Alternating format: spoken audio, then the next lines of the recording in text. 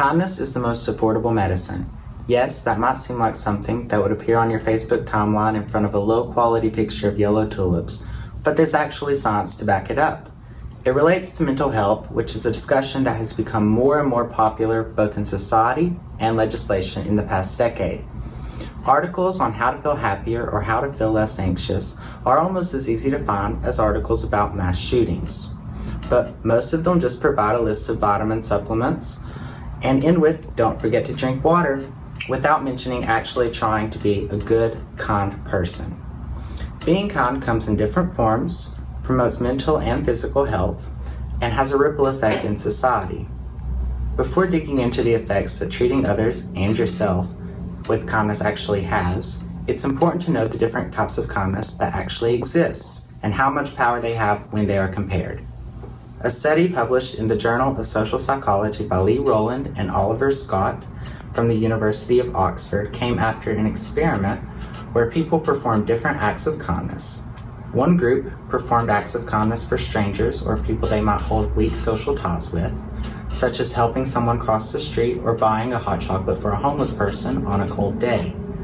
The second group performed acts of kindness for friends and family, such as helping their dad wash the car or helping their mom clean the house. The third performed acts of kindness for themselves, such as meditating or going on a solo walk.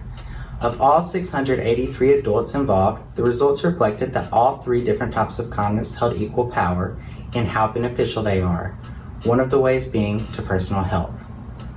It's easy to forget that non-physical behaviors have an effect on the way our body functions, both mentally and physically.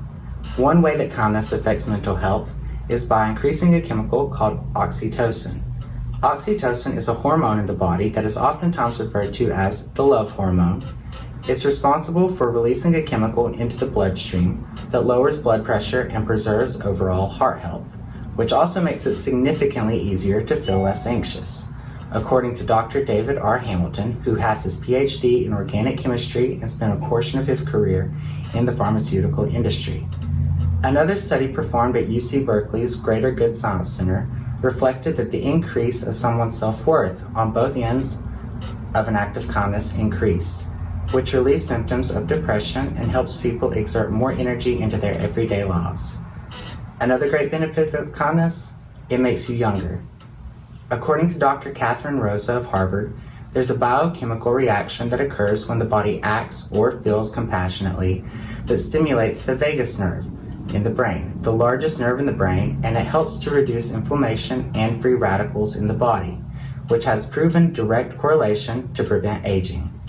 The most significant reason to be kind, however, isn't just about what it can do for you or the person next to you, but how it can spread and become a colorful epidemic. It might seem silly to say that kindness is contagious, but according to a study from Dartmouth University's Wellness Center, witnessing acts of kindness from any distance in any situation promotes the mindset of pay it forward. It creates a psychological obligation to act in a way that makes you seem and feel more compassionate and kind. If the benefits outlined above could be spread to as many people as possible, many people's lives would be changed, and it's very evident that heart disease, depression, and anxiety could see an impressive decrease in how sadly prominent they are in society. It's now established that kindness has many different, equally positive forms. It promotes personal health, both mentally and physically, and it actually is contagious throughout society.